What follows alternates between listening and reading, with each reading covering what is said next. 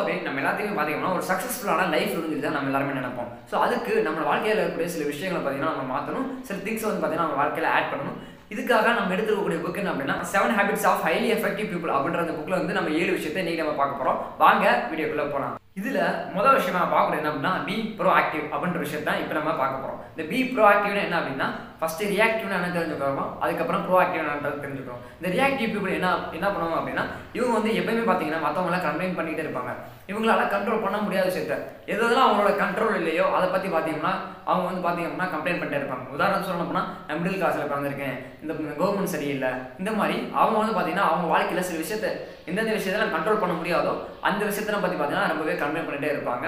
So அதனால இவங்க வந்து பார்த்தா ரியாக்டிவ் பீப்புளாக இருக்காங்க. இதுவே ப்ரோஆக்டிவ் பீப்புள் என்ன பண்ணுவாங்க அப்படின்னா இவங்க கம்ப்ளைண்ட் பண்ணுறதை விட்டுட்டு எதெல்லாம் அவங்களால கண்ட்ரோல் பண்ண முடியுமோ அதை வந்து பார்த்தீங்கன்னா ரெஸ்பான்சிபிலிட்டி எடுத்துக்கிடுவாங்க. ஒரு உதாரணம் சொன்னோம் அப்படின்னா ஒரு ப்ராடக்ட் சேல் பண்ணிட்டு இருக்கோம் அப்படின்னா ரியாக்டிவ் பீப்புள் பார்த்தீங்கன்னா சரியாக போடணும்னா என்ன நினைப்பாங்க அப்படின்னா ஓகே ப்ராடக்ட்டில் உலகத்தில் பார்த்தீங்கன்னா நிறைய ப்ராடக்ட்ஸ் இருக்குது, ஸோ அதனால நம்ம ப்ராடக்ட் சேல் ஆக மாட்டேங்குது அப்படின்னு ரியாக்டிவ் பீப்புள் நினைப்பாங்க. இதுவே ப்ரோஆக்டிவ் பீப்புள் என்ன நினைப்பாங்க அப்படின்னா நிறைய ப்ராடக்ட்ஸ் இருக்கலாம், ஆனால் நம்ம ப்ராடக்ட்டில் எப்படி இனோவேஷனை கொண்டு வரது, நம்ம ப்ராடக்ட்டில் ஒரு யூனிக்னஸ் எப்படி கொண்டு வரது அப்படின்றத அந்த மாதிரி திங்க் பண்ணுவாங்க ப்ரோஆக்டிவ் பீப்புள். இதுதான் பி ப்ரோஆக்டிவ் அப்படின்றத முதல் விஷயமா இருக்குது. ரெண்டாவது விஷயமா நம்ம என்ன பார்க்க போகிறோம் அப்படின்னா begin with the end in mind அப்படின்ற விஷயத்தான் பார்க்க போகிறோம். இது என்ன அப்படின்னா உதாரணத்துக்கு நம்ம எல்லாத்தையுமே பார்த்தீங்கன்னா வாழ்க்கையில் ஒரு கோல் ஒன்று இருக்கும், நம்ம பிறந்ததுக்கே ஒரு நோக்கம் அப்படின்றது இருக்கும்.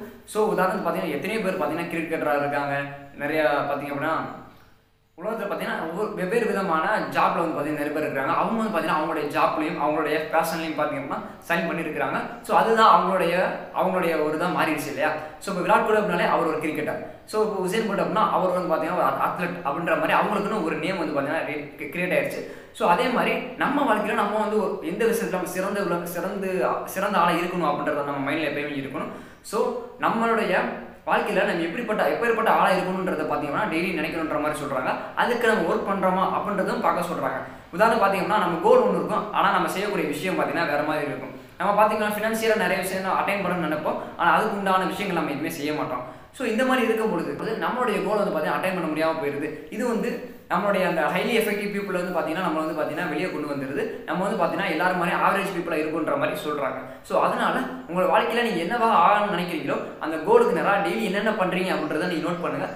உங்களுக்குள்ளேயே நீங்களே கொஸ்டின் கேளுங்கன்ற மாதிரி சொல்கிறாங்க. நம்ம பண்ணிக்கிட்டு இருக்க விஷயம் கரெக்டு தானே, நம்ம கோலை நோக்கி தான் போய்கிட்டு இருக்கோமா, இப்போ நம்ம கோலுக்கும் நம்ம இருக்கக்கூடிய லைஃப் ஸ்டைலுக்கும் எவ்வளோ தூரம் இன்னும் இருக்குது, எப்படி அதை வந்து இப்போ இருக்கக்கூடிய விஷயத்துலேருந்து எப்படி நம்ம அடுத்து இம்ப்ரூவ் பண்ணுறது, இது எல்லாத்தையுமே பார்த்தீங்கன்னா நோட் பண்ண சொல்கிறாங்க. ஸோ அதனால உங்களுக்கே கொஸ்டின் பண்ணி பாருங்கள், நம்ம கோலுக்கு அக்கார்டிங்காக தான் நம்ம வந்து பார்த்தீங்கன்னா ஒர்க் பண்ணிகிட்டு இருக்கோமான்றதை கேட்க சொல்கிறாங்க.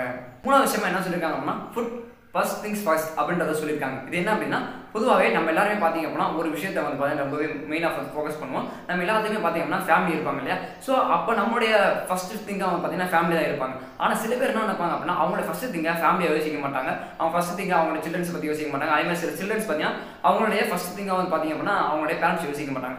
சினிமாவை பற்றியோ இல்லை சினிமா ஆக்டர்ஸ் பற்றியோ இல்லை ஸ்போர்ட்ஸ் மேன்ஸை பற்றியோ இல்லை அதர் திங்ஸ் பாலிடிக்ஸை பற்றியோ இந்த மாதிரி அவங்களுடைய ஃபர்ஸ்ட் திங்கை அதை வச்சுருப்பாங்க. இந்த ஆத்தர் என்ன சொல்கிறா அப்படின்னா உங்களுடைய வாழ்க்கையில் ஆனால் அது எல்லாமே வந்து பார்த்தீங்கன்னா இப்போ நம்ம வாழ்க்கையில் பார்த்தீங்கன்னா நம்மளோட ஃப்ரெண்ட்ஸ் அண்ட் ஃபேமிலி இவங்க தான் வந்து பார்த்தீங்கன்னா நம்மளோட ஃபர்ஸ்ட் திங்காக இருப்பாங்க. ஸோ நம்ம எதை ஃபர்ஸ்ட் திங்காக வைக்கணுன்றதை நம்ம வந்து பார்த்தீங்கன்னா நம்ம நோட் பண்ணணும். இன்னும் சொல்லணும் அப்படின்னா ஒரு ரியல் டைமே சொல்லணும் அப்படின்னா உதாரணத்துக்கு நீங்கள் ஒரு கோல் செட் பண்ணுறீங்க, அந்த கோலுக்கு நேராக பார்த்தீங்க அப்படின்னா அந்த கோல் அட்டைன் பண்ணணும்னு நினைக்கிறீங்க. ஆனால் நீங்கள் அந்த கோலுக்கு நீங்கள் ஒர்க்கே பண்ணாமல் நீங்கள் அதர் தென் சைடு வந்து பார்த்தீங்கன்னா நீங்கள் ஒர்க் பண்ணுறீங்க அப்படின்னா ஸோ அப்போ நீங்கள் உங்கள் கோலை வந்து பார்த்தீங்கன்னா ஃபஸ்ட்டு திங்காக வைக்கல. ஸோ அதனால தான் உங்களோட கோலை அட்டைன் பண்ணுறதுக்குமே லேட் ஆகுது. ஸோ அதுவுமே பார்த்தீங்கன்னா அதான் டைம் எடுக்குன்ற மாதிரி சொல்கிறாங்க. அதனால் உங்களுக்கு வாழ்க்கையில் எதுலாம் முக்கியமான விஷயமா இருக்குதோ அதை ஃபஸ்ட் திங்காக வைங்கன்ற மாதிரி சொல்கிறாங்க. எது ஃபஸ்ட்டு திங் நமக்கு தெரியும், ஆனால் அதை ஃபஸ்ட் இடத்துல வைக்க மாட்டோம். எது இம்பார்ட்டன்ட் நமக்கு தெரியும், ஆனால் வந்து பார்த்தீங்கன்னா இம்பார்ட்டண்டாக இருக்கக்கூடிய விஷயத்தை நம்ம வந்து பார்த்தீங்கன்னா நம்ம வந்து அதை ஃபஸ்ட் திங்காக வைக்க மாட்டோம். ஸோ அதனால் இவங்க என்ன சொல்கிறாங்கன்னா ஃபுட் ஃபர்ஸ்ட் திங்ஸ் ஃபர்ஸ்ட் அப்படின்ற மாதிரி சொல்கிறாங்க. நாலாவது விஷயமா நம்ம திங்க் வின் வின் சுச்சுவேஷன் அப்படின்றத பற்றி பார்க்கலாம். இந்த திங்க் வின் வின் சுச்சுவேஷன் என்ன அப்படின்னா உதாரணத்துக்கு நீங்கள் ஒரு பிஸ்னஸ் பண்ணிட்டு இருக்கீங்க, நீங்கள் ஒரு ஹார்ட்வேர் ஷாப் வச்சுருக்கீங்க, அதே மாதிரி இன்னொரு ஹார்ட்வேர் ஷாப் ஒன்று இருக்குது. உங்களுக்கு கஸ்டமர்ஸ் வராமல் இருக்காங்க, ஆனால் இன்னொரு கடைக்கு பார்த்தீங்கன்னா கஸ்டமர்ஸ் அதிகமாக வராங்க. ஸோ இப்படி இருக்கப்ப நீங்கள் என்ன பண்ணலாம் அப்படின்னா அவங்களோட கொலாபரேட் பண்ணிக்கலாம், இல்லை அவங்களோட பார்த்தீங்கன்னா இன்டெகிரேட் பண்ணி அசோசியேட் பண்ணி நீங்கள் வந்து பார்த்தீங்கன்னா அவங்களுடைய ஒரு பார்ட்னர் மாதிரி கூட சேர்ந்துக்கலாம். ஏன் அப்படின்னா நீங்கள் சப்போஸ் உங்களோட வந்து பார்த்தீங்கன்னா கஸ்டமர்ஸ் இல்லாத பட்சத்தில் நீங்கள் அவங்களோட கொலாபரேட் பண்ணும்போது அவங்களால சில கஸ்டமர்ஸை மேனேஜ் பண்ண முடியல, சில பொருள் கேட்குறாங்க அவங்க அந்த கடையில் இல்லை அப்படின்னா உங்களை வந்து பார்த்தீங்கன்னா சஜஸ்ட் பண்ணுவாங்க. ஸோ அதனால் உங்கள் பிஸ்னஸுமே க்ரோ ஆகும். இல்லை இதை விட்டுட்டு நீங்கள் வந்து பார்த்தீங்க அப்படின்னா உங்கள் பிஸ்னஸ் அவங்க பிஸ்னஸ் பார்த்தீங்கன்னா நல்லா போகுது, உங்கள் பிஸ்னஸ் சரியாக போகலன்றதுக்காக அவங்கள வந்து பார்த்தீங்கன்னா குறை சொல்கிறது, அவங்கள வந்து பார்த்தீங்கன்னா திட்டுறது, ஸோ அவங்கள வந்து பார்த்தீங்கன்னா அவங்கள ஃபேக்காக ஒரு மாதிரி கிரியேட் பண்ணுறது. ஸோ இந்த மாதிரி பண்ணுறது பதிலாக உங்களுக்கு அவங்கள அசோசியேட் பண்ணி வந்து அவங்களோட அசோசியேட் ஆகிட்டீங்க அப்படின்னா உங்களுக்கும் பிஸ்னஸ் க்ரோ ஆகிடும், அவங்களுக்குமே பார்த்தீங்கன்னா பிஸ்னஸ் பார்த்தீங்கன்னா க்ரோ ஆக வாய்ப்பு இருக்குது. ஸோ அதனால் 2 பேத்துக்குமே இது வந்து பார்த்தீங்கன்னா பாசிட்டிவாக முடியறதுக்கு வாய்ப்பு இருக்குது. இதில் 5வது விஷயம் என்ன சொல்லியிருக்காங்க அப்படின்னா seek first to understand and then to be understood அப்படின்னு சொல்லியிருக்காங்க. இது என்ன அப்படின்னா உதாரணத்துக்கு ஒருத்தர் நம்மளோட பேசிக்கிட்டு இருக்காங்க அப்படின்னா அவங்க என்ன பேசுகிறாங்க அப்படின்றத நம்ம ஃபுல்லாக கவனிக்கணும். அதே மாதிரி அவங்களோட பாடி லாங்குவேஜ், அவங்களோட ஐசைட்டு, இந்த மாதிரி அவங்களுடைய எல்லா விஷயத்தையும் நம்ம பார்த்தீங்கன்னா கவனிக்கணும். எப்படின்னா அவங்க உண்மையிலே என்ன சொல்ல வராங்க அப்படின்றத நம்ம டீட்டெயில் நம்ம தெரிஞ்சுக்கணும், அவங்களுடைய எமோஷன்ஸை புரிஞ்சுக்கணும். ஸோ அப்படி அண்டர்ஸ்டாண்ட் பண்ணதுக்கு அப்புறம் தான் அவங்களுடைய இதெல்லாம் அவங்க என்ன பேசுகிறான்ற தெரிஞ்சதுக்கு அப்புறம் நம்ம வந்து பார்த்தீங்கன்னா அவங்க நம்மகிட்ட என்ன சொல்ல வராங்கன்றதை ஃபுல்லாக புரிஞ்சுக்கணும். நம்ம வந்து பார்த்தீங்கன்னா அவங்க சொல்கிற விஷயத்தை சரியாக கவனிக்காமல் விட்டோம் அப்படின்னா அதுவுமே தப்புன்ற மாதிரி சொல்கிறாங்க. ஸோ அதனால ஒருத்தவங்கள்ட்ட நீங்கள் பேசிகிட்டு இருக்கீங்க அப்படின்னா காது கொடுத்து கவனிக்கின்ற மாதிரி சொல்கிறாங்க. அவங்களுடைய பாடி ஆக்ஷன்ஸாக இருக்கட்டும், அவங்களுடைய ஐசைட்ஸாக இருக்கட்டும், ஸோ அவங்களுடைய எந்த எமோஷன் அவங்க பேசுகிறாங்க அப்படின்ற எல்லா விஷயத்தையுமே நீங்கள் ஐடென்டிஃபை பண்ணுங்கள். அதுக்கப்புறம் அவங்க என்ன சொல்ல வராங்கன்றதை நீங்கள் வந்து பார்த்தீங்கன்னா அண்டர்ஸ்டாண்ட் பண்ணுங்கன்ற மாதிரி இந்த விஷயத்துல சொல்லியிருக்காங்க. 6வது விஷயமா என்ன சொல்லியிருக்காங்கன்னா சைனர்ஜி அப்படின்ற விஷயத்த சொல்லியிருக்காங்க. சைனர்ஜி என்ன அப்படின்னா combination of 2 or more things தான் சைனர்ஜி அப்படின்னு சொல்லி நம்ம சொல்லலாம். இந்த சைனர்ஜிக்கு வந்து பார்த்தீங்கன்னா சிறந்த எக்ஸாம்பிள் என்ன சொல்லலாம் அப்படின்னா ஒரு ஐஸ் கம்பெனி வந்து நம்ம சொல்லலாம். ஒரு ஐஸ் கம்பெனி, ஒரு பிஸ்னஸ் மேன் வந்து பார்த்தீங்க அப்படின்னா வெறும் ஐஸ்கிரீம் மட்டும் வச்சிருக்காரு, இன்னொரு பிஸ்னஸ் மேன் பார்த்தீங்கன்னா ஒரு கோன் வச்சிருக்காரு. ஸோ இந்த 2 பேருமே சேர்ந்து உருவாக்கும் போது பார்த்தீங்கன்னா கோன் ஐஸ்கிரீம் பார்த்தீங்கன்னா நமக்கு வருது.